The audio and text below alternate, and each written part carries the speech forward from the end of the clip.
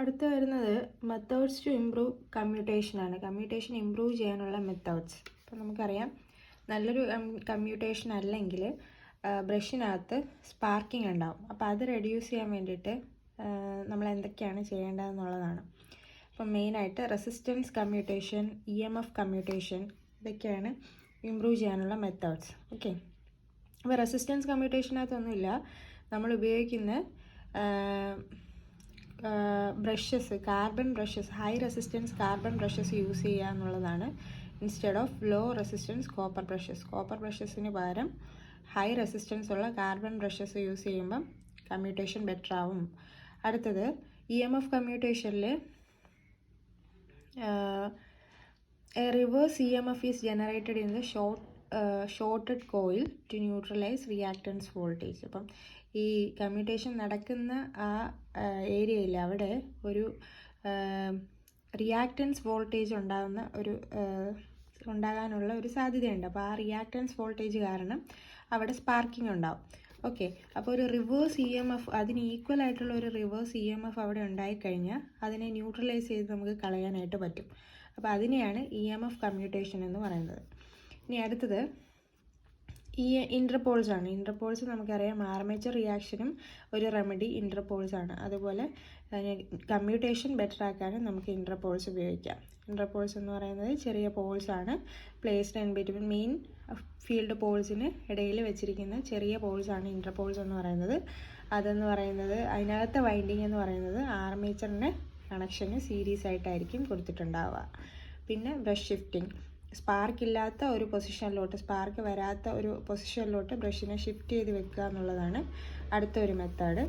അത് കഴിഞ്ഞിട്ടുള്ളത് compensating winding തന്നെയാണ്. കോമ്പൻസേറ്റിംഗ് വൈൻഡിങ് നമ്മൾ ആർമേച്ചർ റിയാക്ഷൻ്റെ ഇമ്പ്രൂവ്മെൻറ്റ് മെത്തേഡ്സിലും ആ കോമ്പൻസേറ്റിംഗ് വൈൻഡിങ് പറയുന്നുണ്ട്. സെയിം അതുപോലെ തന്നെ ആ വൈൻഡിങ് തന്നെയാണ് ഇവിടെയും കമ്മ്യൂട്ടേഷൻ ഇമ്പ്രൂവ് ചെയ്യാനും ഉപയോഗിക്കുന്നത്. സ്ലോട്ട്സിലായിരിക്കും അത് വെച്ചിട്ടുണ്ടാവുക. മെയിൻ പോൾ ഫേസസിലാണ് ഈ പറഞ്ഞ കോമ്പൻസേറ്റിംഗ് വൈൻഡിങ്ങും വെച്ചിട്ടുണ്ടാവുക. ആർമേച്ചറിന് സീരീസ് ആയിട്ടായിരിക്കും അത് കണക്ട് ചെയ്തിട്ടുണ്ടാവുക. അപ്പോൾ ഇത്രയാണ് 5 മെത്തേഡ്സ്, കമ്മ്യൂട്ടേഷൻ ഇമ്പ്രൂവ് ചെയ്യാനുള്ള 5 മെത്തേഡ്സ്, 5 മെത്തേഡ്സ്. പിന്നെ വരുന്ന ചെറിയൊരു ടോപ്പിക്ക് ആപ്ലിക്കേഷൻ ഓഫ് DC ജനറേറ്റേഴ്സാണ്. DC ജനറേറ്റർ എവിടെയൊക്കെ ഉപയോഗിക്കുന്നതാണ്. അപ്പോൾ DC ഷണ്ട് ജനറേറ്റർ ആണെങ്കിൽ കോൺസ്റ്റൻറ്റ് വോൾട്ടേജാണ് നമുക്ക് വെളിയിൽ തരുന്നത്, അല്ലേ? അപ്പോൾ കോൺസ്റ്റൻറ്റ് വോൾട്ടേജ് ആപ്ലിക്കേഷൻസിനെല്ലാം DC ഷണ്ട് ജനറേറ്റർ ഉപയോഗിക്കും. എക്സാമ്പിൾ പറയുക, ബാറ്ററി ചാർജിങ്, ഇലക്ട്രോപ്ലേറ്റിങ്, പിന്നെ ഓൾട്ടർനേറ്ററിൻ്റെ എക്സൈറ്റേഴ്സായിട്ടും ഈ പറഞ്ഞ DC ഷണ്ട് ജനറേറ്ററിനെ ഉപയോഗിക്കാറുണ്ട്. ലൈറ്റിംഗ് ലോഡ്സിലും DC ഷണ്ട് ജനറേറ്ററാണ് നമ്മൾ പ്രിഫർ ചെയ്യുന്നത്. അടുത്ത വരുന്നത് DC സീരീസ് ജനറേറ്ററാണ്. അപ്പോൾ DC സീരീസ് ജനറേറ്ററിൻ്റെ ക്യാര നമ്മൾ പഠിക്കുമ്പോൾ തന്നെ പഠിക്കുന്നതാണ്. DC സീരീസ് ജനറേറ്റർ ബൂസ്റ്റിംഗ് ക്യാരയാണ്. സോ അത് നമുക്ക് ബൂസ്റ്റേഴ്സായിട്ട്, ഓവർ ഹെഡ് ലൈൻസിൽ ബൂസ്റ്റേഴ്സായിട്ട് ഉപയോഗിക്കാനായിട്ട് പറ്റും. അതേപോലെ ആർക്ക് ലാംപ്സിന് സപ്ലൈ ചെയ്യാനും DC സീരീസ് ജനറേറ്റർ ഉപയോഗിക്കും. DC കോമ്പൗണ്ട് ജനറേറ്റർ മെയിനായിട്ട് നമുക്ക് 3 ഉണ്ട്, അല്ലേ? Accumulatively compound, differentially compound, flat compound. അപ്പോൾ ഡിഫറൻഷ്യൽ കോമ്പൗണ്ട് വെൽഡിങ്ങിന് വേണ്ടിയിട്ട് ഉപയോഗിക്കാം.